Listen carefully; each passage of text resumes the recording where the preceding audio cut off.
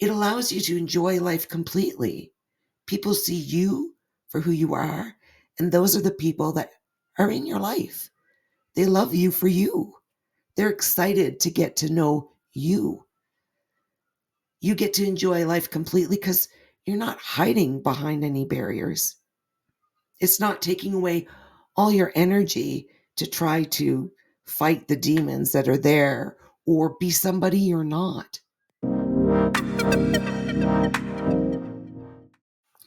Hi there, and welcome back to Hope Regained. This week, we're talking to you about embracing your authentic self. I'm Christiane Boudreau. I'm your host, and let's dive in together. So, first off, I think a lot of us hear the word authenticity. We hear authentic. It seems to be one of those buzzwords floating around right now, and it is. But what does it really mean? What does being authentic really mean to you? I know what it means to me, and let's dive into the definition, I guess. So, to start off with, being your authentic self is living to your core values. We need to know and understand what our core values are to put them in place. Have integrity. That's what we usually stick by, or that's what we should be sticking by. It's about who you are as a person instead of what other people expect of you.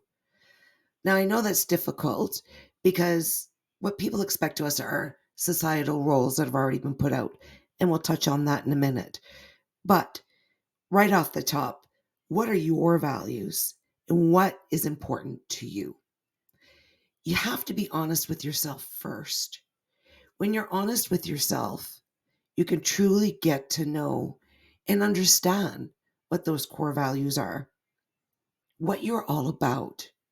Have you taken the time to think about it yet? Have you explored that? Or have you been too busy living in societal roles? Are you in acceptance of who you really are? And this can be tricky. We can have people in our family or people around us in our environment that describe it differently about who we are, what we want, or what's expected again. And then having to be honest and say, this is who I really am, can be scary. Maybe they won't accept you. But in order to live your authentic self, you have to be honest with yourself and accept who that is and live in it. Just really love everything about yourself and live up to it. You need to understand your emotions.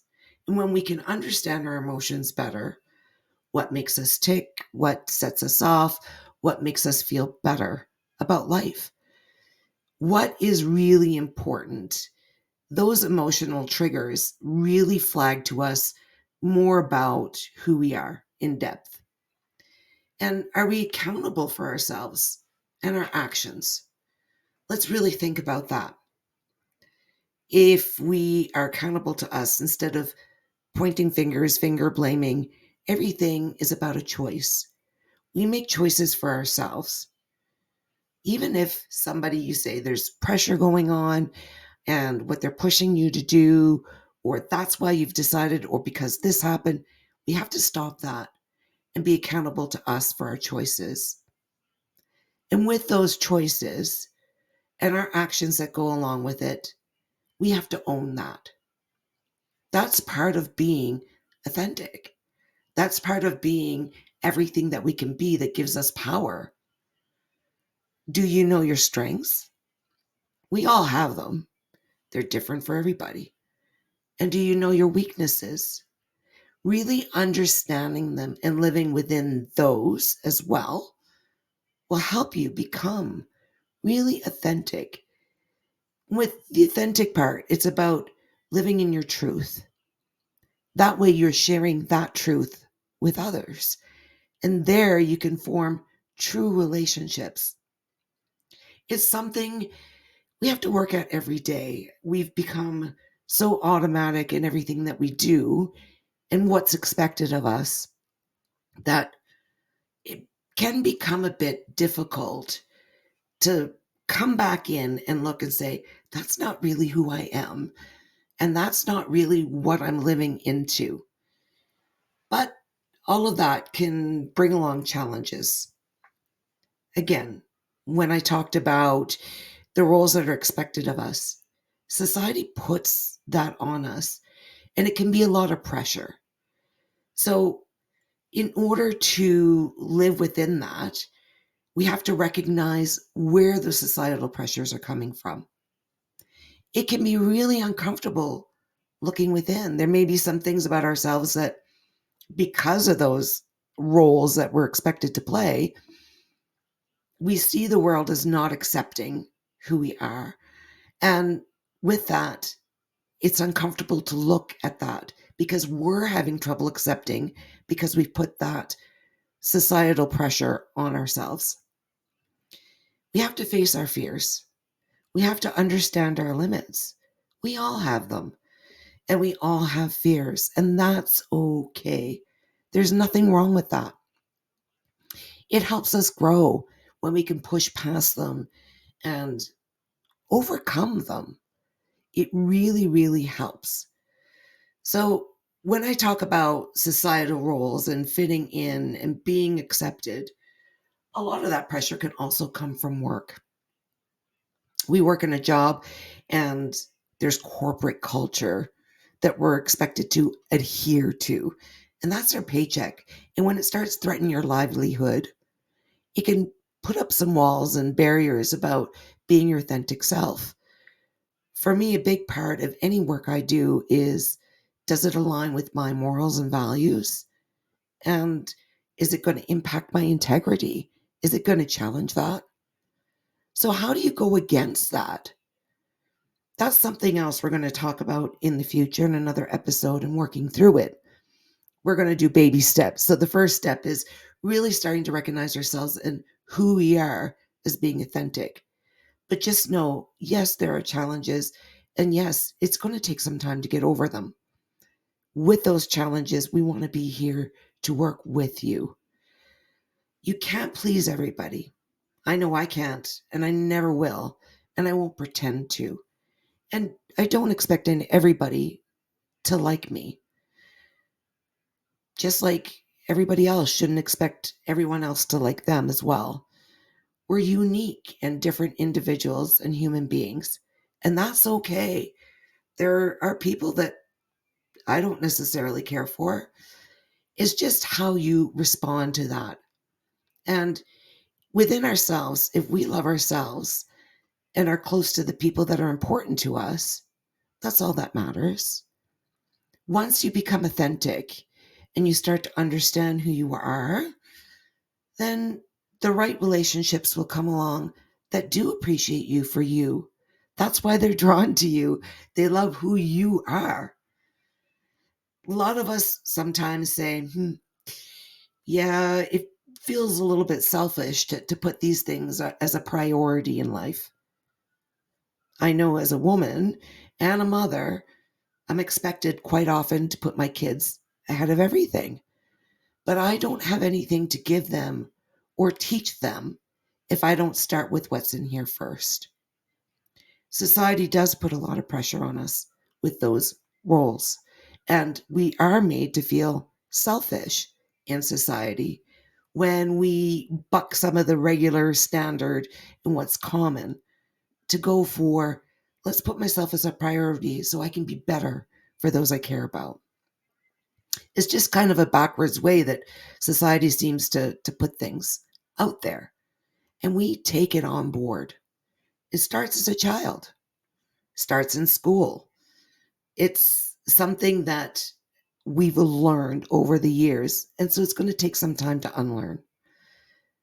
Learning to say no can be difficult, and instilling our boundaries and keeping to them and expressing them can be difficult, challenging, scary, lots of other different things that they can be. And that's another challenge about being authentic. We need to set those boundaries. That's part of being our true self. We need to learn to say no when something is outside of that or challenges our values. So these are things that we're going to need to learn if we're going to present our authentic self to the world. It takes work and effort each and every day, but it's so worth it. And once you do it all the time, it becomes part of your regular routine and schedule. You'll find that at the end of the day, it becomes natural. It becomes absorbed within who you are as a person. And it will lift. It'll give you a sense of relief. There are so many benefits. And I think the benefits outweigh the struggles if you really start to peel back the layers. First off, your relationships you have with other people will be much more fulfilling. They'll be full. It'll be true. You'll feel more connected to those who are connected to you because you'd be able to provide them with more truth. Are you opening yourself up to vulnerability? Perhaps. Absolutely. But in order to connect, that has to be open. And part of being open with somebody else is being true. It'll give you better mental health. A lot of us struggle internally. We battle. Let's say, an example, something at work happened and it was really against the grain. You didn't feel comfortable with it. And your boss is asking you to do something that really challenges your core values. You want to keep your job. You go ahead and you do what you are asked to do. You get home and it eats away at you. It's this guilt that sits and doesn't let you sleep and spins and races in your mind. Just imagine living a life with that removed, being in a place where you're so comfortable that you don't have the racing thoughts. You don't have that underlying guilt all the time. That is definitely a big plus for anybody's mental health. It allows you to enjoy life completely. People see you for who you are, and those are the people that are in your life. They love you for you. They're excited to get to know you. You get to enjoy life completely because you're not hiding behind any barriers. It's not taking away all your energy to try to fight the demons that are there or be somebody you're not. It reduces your stress and anxiety. These stories and lies or pretending to be something you're not will give you an enormous amount of stress and anxiety. Help remove that by being your authentic you and learning to live it and present it every day. It will reduce that stress. It will reduce the anxiety because you become more resilient. You gain emotional intelligence and you really get focused on where you want to go in your life. I know that a lot of us struggle with saying, why am I here? What do I want to do? Is this all there is? I get up in the morning, I go to bed and wake up to start all over again. I know I've thought that plenty of times. And when you want to live your life with purpose, to find that purpose, you really have to know you. And by living authentically with everybody else, then it just starts to fall into place. You just start to find those steps. You start to live a really fulfilled life and enjoy life to the fullest without apologizing for it. You lose all the feelings of guilt and expectations that are hanging on your head. So that's all easier said than done. How do I work on it? Where do I start? The first thing to do is to understand yourself. And I know we've talked about it in past episodes about journaling. That's the best place to start. I keep mine close to me, and every night I reflect on my day. What did I like? What did I did not like so much? Was there something I would have changed? Is there something I want to work on? I write about really happy memories so I can look back on them when I need to cheer myself up. Journaling is good in all aspects of life. And I know it can be difficult. It can be a challenge. It's a commitment. It's a new habit that you have to put into place and takes time to build as a habit. In the beginning, it feels strange. And even if it's just a few lines just to practice, that's where we need to start. You also have to be willing to ask yourself the really tough questions. If you had a new friend and you were totally comfortable within yourself, self-confident, you want to get to know who they are. Sometimes you ask them the tough questions. Some of us are afraid to do that because we don't want to upset the apple cart.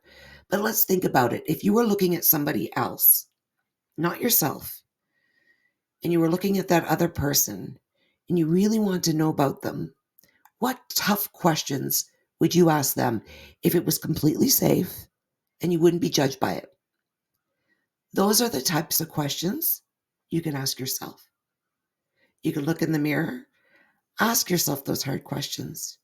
You can write them down because when you think of them, you might not have the answer right away. Write them down. Come back to them. When you think of it, the answer, then you fill it in. It's always going to be a matter of flipping back and forth to keep reading and rereading.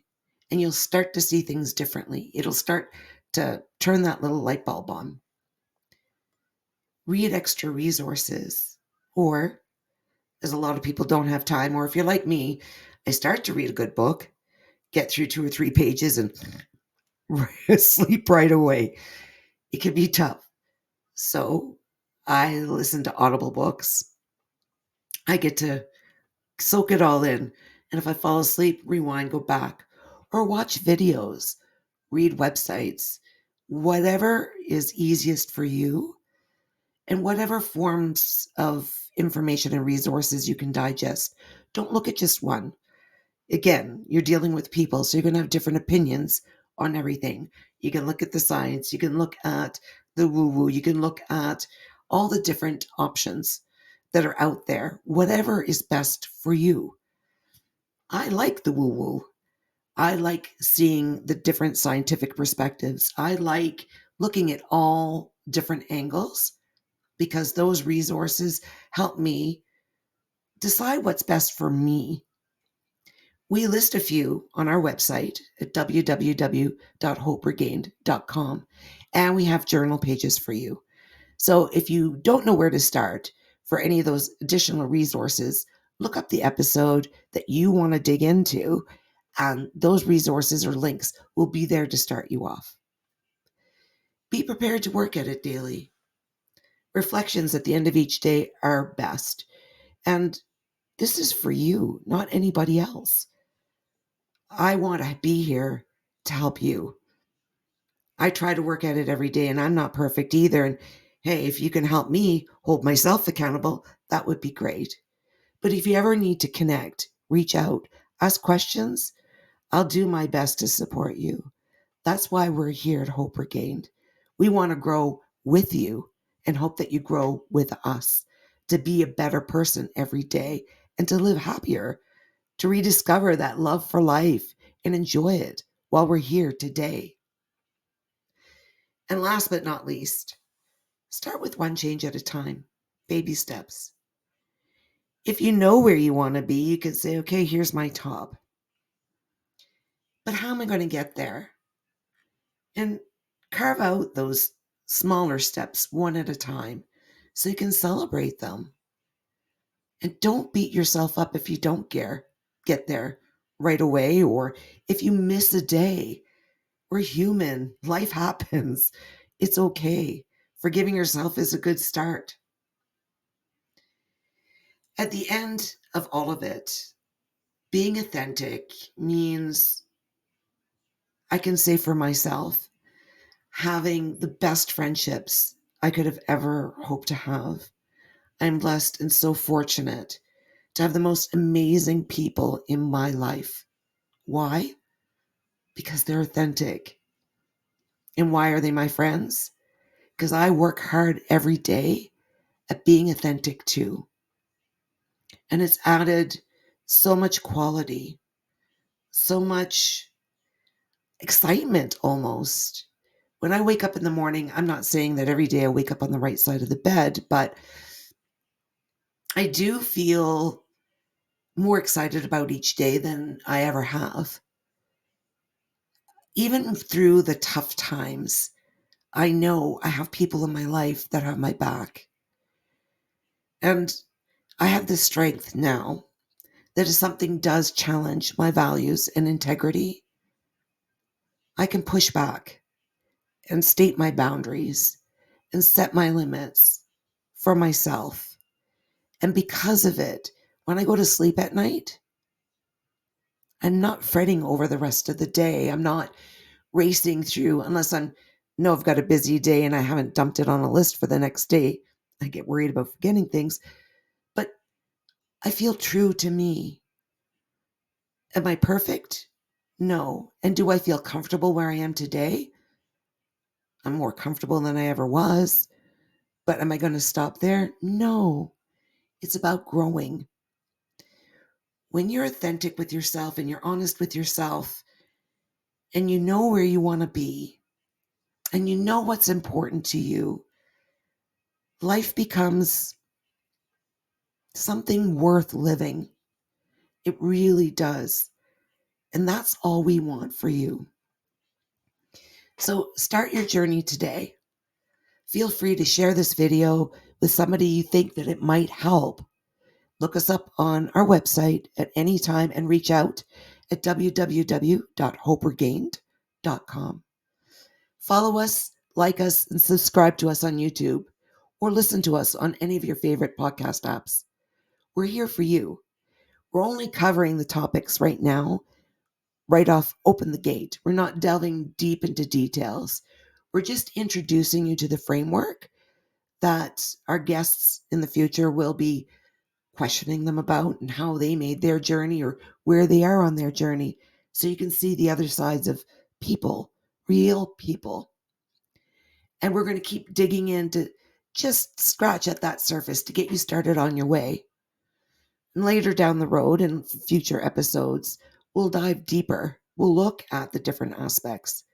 But we just want you to join us for the ride so we can work together. We're here for you.